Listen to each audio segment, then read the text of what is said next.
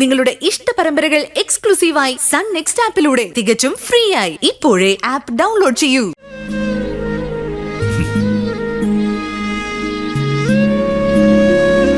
Sir, tablet.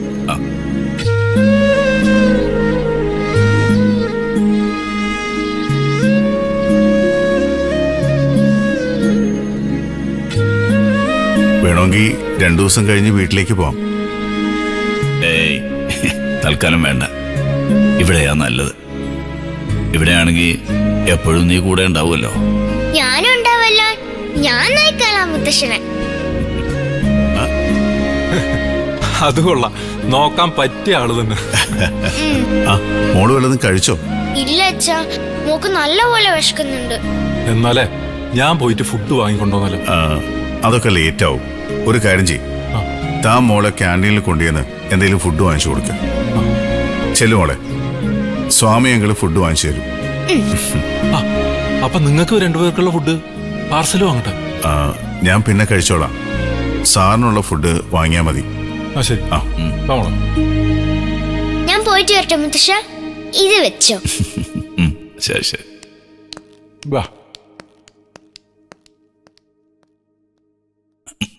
മോനെ, എനിക്ക് നിന്നോടൊരു കാര്യം ചോദിക്കാനുണ്ട്. എന്താ സർ? ഒരു ഭാര്യ എന്ന നിലയിലും അമ്മ എന്ന നിലയിലും എൻ്റെ മോളൊരു പരാജയമാണ്. ഇനിയും നന്നാവാനുള്ള ഒരു താല്പര്യവും അവൾക്കില്ല. സർ, ഓരോരുത്തരും ഓരോ ഇൻഡിപെൻഡന്റ് ഇൻഡിവിജ്വൽസ് ആണ്. പ്രത്യേകം താല്പര്യങ്ങളും ഇഷ്ടങ്ങളും ഓരോരുത്തർക്കും ഉണ്ട്. ഞാനിപ്പോ അതുമായിട്ടൊക്കെ പൊരുത്തപ്പെടാൻ ശീലിച്ചു കഴിഞ്ഞു. എന്നാലും അവൾ ആ പ്രോപ്പർട്ടിയെക്കുറിച്ച് പറഞ്ഞത് നിന്നെ വേദനിപ്പിച്ചിട്ടുണ്ടാവുമെന്ന് എനിക്കറിയാം. അതിനെക്കുറിച്ചാണ് എനിക്ക് സംസാരിക്കാനുള്ളത്. എനിക്കങ്ങനെ പ്രോപ്പർട്ടികളിലൊന്നും താല്പര്യമില്ലെന്ന് സാറിന് അറിയാലോ. മോനെ, ഇതൊന്നും ആവശ്യമുണ്ടായിട്ടില്ല അവളിങ്ങനെ നിർബന്ധം പിടിക്കുന്നത്.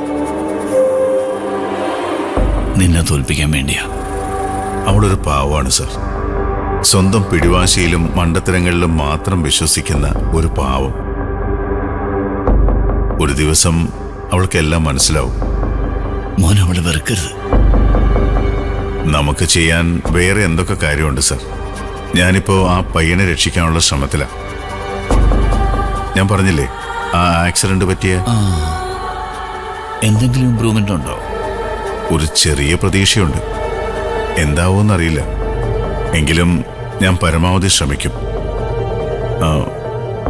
സർ, ഞാനൊരു പേഷ്യന്റിനെ കണ്ടിട്ട് വരാം.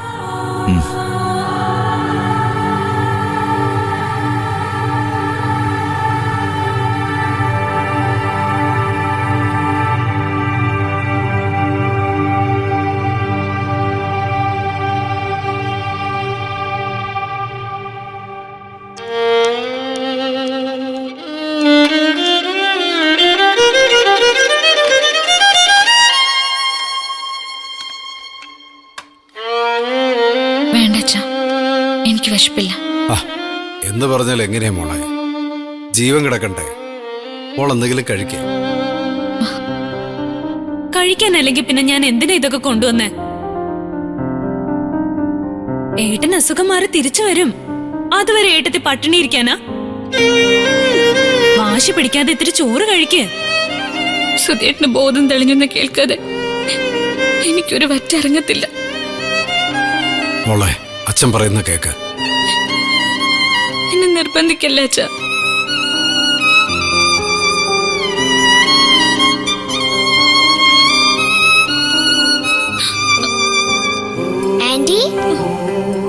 ആന്റിയും വിശന്നിട്ട് വന്നെയാണോ?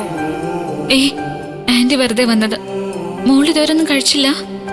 ഇല്ല ആന്റി, ഈ സമയങ്ങൾ എനിക്ക് ഫുഡ് വാങ്ങിച്ചു തരാൻ കൊണ്ടുവന്നെയാ. അതെന്താ സ്വാമിയേട്ടാ, ഡോക്ടറുടെ വീട്ടിൽ നിന്ന് ഫുഡൊന്നും കൊണ്ടുവരില്ലേ? മോളുടെ അമ്മ വന്നല്ലേ? അതൊന്നും പറയാതിരിക്കാൻ മോളെ ഭേദം. ഒരമ്മയുടെ സ്നേഹം ഈ കുഞ്ഞ് ഇതുവരെ അറിഞ്ഞിട്ടില്ല. മോൾ എന്തെങ്കിലും കഴിച്ചോ അല്ലെങ്കിൽ എന്തെങ്കിലും വേണോ എന്നൊന്നും കുഞ്ഞിന്റെ അമ്മ ചോദിക്കാറ് പോലുമില്ല. അതങ്ങനെ ഒരു ജന്മം. മോൾക്ക് ആന്റി ആഹാരം തരട്ടെ? വേണ്ട മോളെ, ഞാൻ ഇവിടുന്ന് വാങ്ങിച്ചു കൊടുത്തോളാം. ഇത് ഞങ്ങൾ വീട്ടിൽ നിന്ന് ഉണ്ടാക്കി കൊണ്ടുവന്ന ഫുഡാ. മോൾക്ക് ഇത് ഇഷ്ടാവും. നിത്തേ അതിങ്ങോട്ട് വിളമ്പേ. ആന്റിയും കൂടി എന്റെ കൂടെ കഴിക്കാമോ? ആദ്യം മോള് കഴിക്ക്, പിന്നെ ആന്റി കഴിക്കാം. വാ ഇരിക്കും.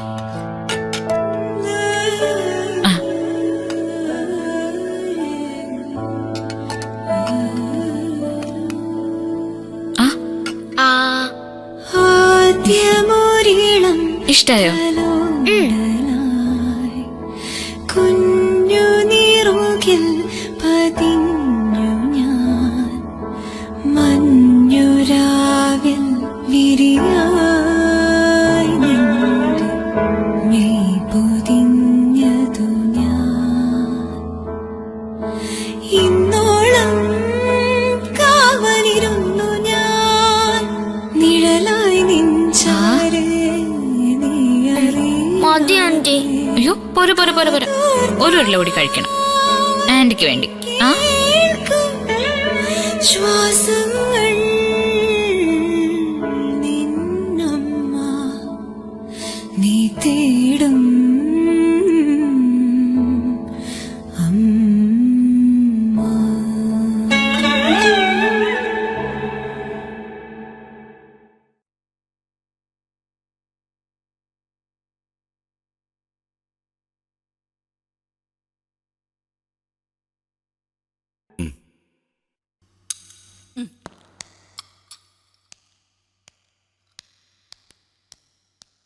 Sir, tablet.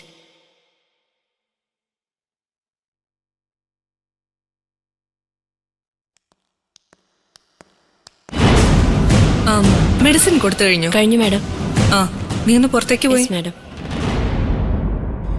ഡാഡി, ഇത് അഡ്വക്കേറ്റ് പത്മകുമാർ. നമസ്കാരം സർ. ഇദ്ദേഹം ഞാൻ പറഞ്ഞിട്ട് വന്നതാ. എന്താ കാര്യം? ഇന്നലെ ഞാൻ പറഞ്ഞില്ലേ പ്രോപ്പർട്ടീസ് എന്റെ പേരിൽ എഴുതുന്ന കാര്യം. വക്കീൽ ഒരു വിൽപത്രം തയ്യാറാക്കിയിട്ടുണ്ട്. ഡാഡി അതിൽ ഒപ്പിട്ട് തന്നാൽ മാത്രം മതി. സാറിന് ബുദ്ധിമുട്ടില്ലെങ്കിൽ ഞാനിത് വിശദമായി വായിച്ചു കേൾപ്പിക്കാം.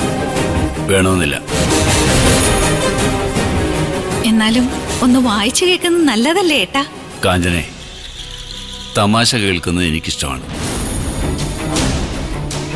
പക്ഷേ മറ്റുള്ളവരുടെ മുമ്പിൽ കോമാളിയാകാൻ ഞാൻ നിന്നു കൊടുക്കാറില്ല. ഡാഡി, ഇത് തമാശയല്ല, ഞാൻ സീരിയസ് ആയിട്ട് പറഞ്ഞതാ. മിസ്റ്റർ അഡ്വക്കേറ്റ്, എന്റെ വിൽപ്പത്രം എഴുതാൻ ഞാൻ നിങ്ങളോട് ആവശ്യപ്പെട്ടിരുന്നു. നോ സർ, മാഡം പറഞ്ഞത് ഞാൻ ചെയ്തെന്നേ ഉള്ളൂ. ഈ വിൽപ്പത്രം തയ്യാറാക്കിയതിന്റെ ഫീസ് എത്രയെന്ന് വെച്ചാൽ താങ്കൾക്കത് എന്റെ ഓഫീസിൽ നിന്ന് വാങ്ങാം. അപ്പോ ഈ വിൽപത്രം? അത് വക്കീൽ തിരിച്ചു പോകുന്ന വഴിക്ക് വലിച്ചു കീറി റോഡ് വക്കിലെ ഏതെങ്കിലും വേസ്റ്റ് ബോക്സിൽ ഇട്ടേരെ. ഡാഡി എന്താ എന്നെ കളിയാക്കാണോ? ഇക്കാര്യം ഞാൻ ഡാഡിയോട് ഇന്നലെ തന്നെ പറഞ്ഞിരുന്നല്ലേ? അതിനുള്ള മറുപടിയും ഞാൻ നിന്നോട് ഇന്നലെ തന്നെ പറഞ്ഞിരുന്നല്ലോ. തൽക്കാലം എന്റെ പ്രോപ്പർട്ടീസ് ഞാൻ ആരുടെ പേരിലും എഴുതാൻ ഉദ്ദേശിക്കുന്നില്ല. വക്കീലേ, സാറ് പറഞ്ഞ കേട്ടില്ലേ? Please you may go. പോകാൻ വരട്ടെ വക്കീലെ. ഞാൻ കൊണ്ടുവന്നതാ ഈ വക്കീലിനെ. അദ്ദേഹത്തെ പറഞ്ഞു വിടാൻ നിങ്ങൾക്ക് എന്താ അധികാരം? നിന്റെ ഡാഡിയുടെ സ്വത്തുക്കൾ നിനക്ക് ഇഷ്ടം പോലെ എഴുതി വാങ്ങാം, അത് നിന്റെ അവകാശമാണ്. പക്ഷെ അതെല്ലാം സാറിന് അസുഖം ഭേദമായി ഈ ഹോസ്പിറ്റലിൽ നിന്ന് വീട്ടിലെത്തിയതിനു ശേഷം മാത്രം. അത് നിങ്ങളാണോ തീരുമാനിക്കുന്നത്? അതെ, തൽക്കാലം ഞാനാ തീരുമാനിക്കുന്നത്. ഇപ്പൊ എന്റെ പേഷ്യന്റാണ് ഇദ്ദേഹം. സോ ഡിസ്റ്റർബ് ചെയ്യാതെ നിങ്ങൾ തിരിച്ചു പോകണം. ഡാഡി എന്താ ഒന്നും പറയാത്തത്? അതോ ഇനി പ്രോപ്പർട്ടീസിന്റെ കാര്യത്തിൽ വേറെ വല്ല തീരുമാനമുണ്ടോ? ഏട്ടാ, ഇക്കാര്യത്തിൽ അഭിപ്രായം പറയാൻ ഞാൻ ആളല്ല. എന്നാലും ഇത്രയും കേട്ട സ്ഥിതിക്ക് ഞാൻ പറയാ, ഏട്ടന് ഇത്രയും പ്രായമായി. ഇപ്പൊ തന്നെ ഹാർട്ടിന്റെ സർജറി കഴിഞ്ഞല്ലേ ഉള്ളൂ. എത്ര നാള് കഴിഞ്ഞാലാ പുറത്തൊന്ന് ഇറങ്ങി സമാധാനമായി നടക്കാൻ കഴിയാ? അതുകൊണ്ട് കാര്യങ്ങളൊക്കെ ഇവള് നോക്കി നടത്തുന്നതിൽ എന്താ തെറ്റ്? നാളെ ആയാലും ഈ സ്വത്തുക്കളെല്ലാം ഇവക്ക് തന്നെ കൊടുക്കേണ്ടതല്ലേ? മനുഷ്യരുടെ കാര്യല്ലേ? ആർക്കൊക്കെ എന്തൊക്കെ എപ്പോഴൊക്കെ സംഭവിക്കാന്ന് ആർക്കറിയാം? നീ പേടിക്കണ്ട, ഞാൻ ഉടനെ ഒന്നും മരിക്കില്ല.